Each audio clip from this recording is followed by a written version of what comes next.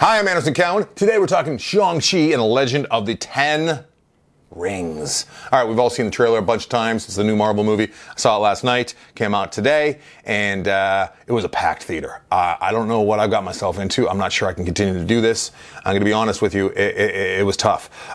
Simu Liu and Awkwafina are the two stars. It's a two-hander, essentially, and it's an action-adventure movie, and it's more Marvel doing action-adventure well.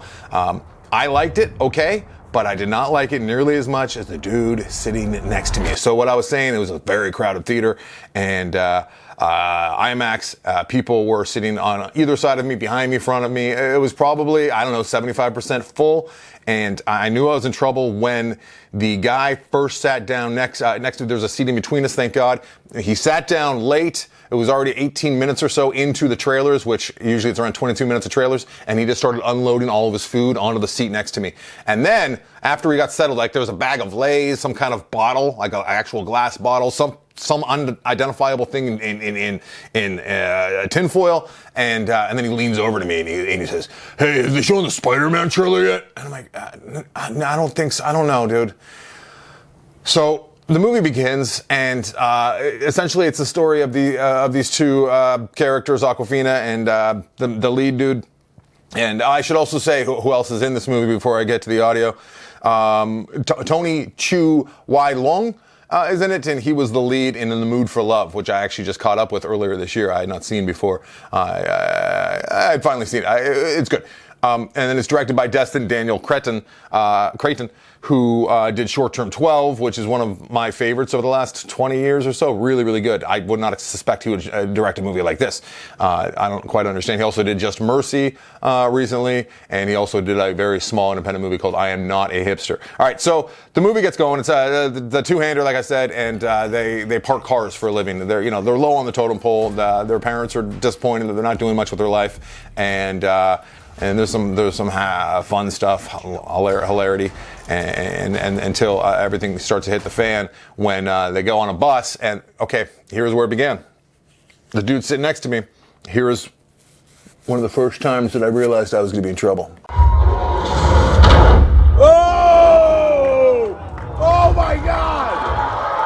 That was amazing. Was it amazing enough for you to voice your opinion in such a way, sir? So there's some reveals when they're on the bus. We realize that Shang-Chi, I should say, is not who we think he is, and then there's some more of this. Oh my God. Jesus, he says.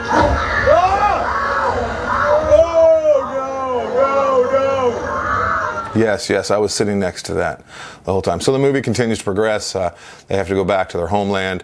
There's some cool fighting sequences, I guess, and then this guy continued to be thrilled.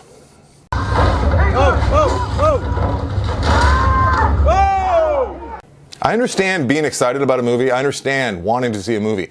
I don't understand taking your goddamn flip-flops off and putting them on the seat in front of you so I have to see your hairy toes. What is wrong with people? So what I had to do, thank God I wasn't all pumped up like this guy was and most of the theater were. I mean, there was a lot of clapping going on, which I shrink when the clapping happens.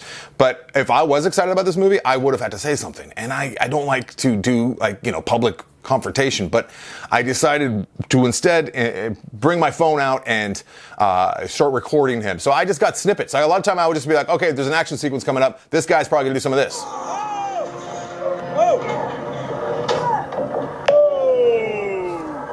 Nice. Is it nice? Is it nice enough for you to do that?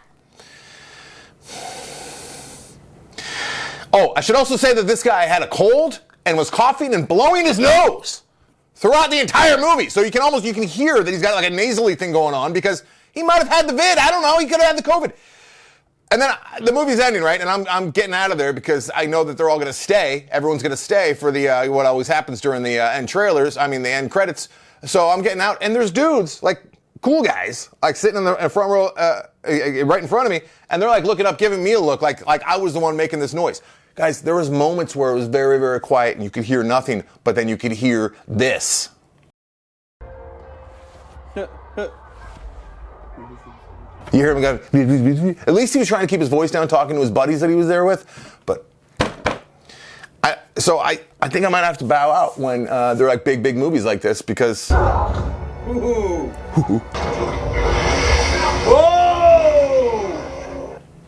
sounds like Seth Rogen is sitting next to me. And so there's quiet moments, and I could tell that nobody else was making the noises that my seatmate was making. And I was like in this love seat with this guy. I almost like, I felt like I was laying down in bed with him because of the recliners and whatnot. Not a good bunk mate. Every time anything would happen, and a lot of stuff happens in this movie, you would hear, whoa, oh no! And then like he'd like comment about a character, little bitch. It's like, you're adding nothing! How do we not all rise up and yell at people like this? I think it was an okay movie. I can't tell. I was so distracted every time this an action sequence would happen. I had to capture his horrible nasally drone. Shang-Chi, I would wait a couple days until all the idiots have cleared out of the theater. Happy Friday.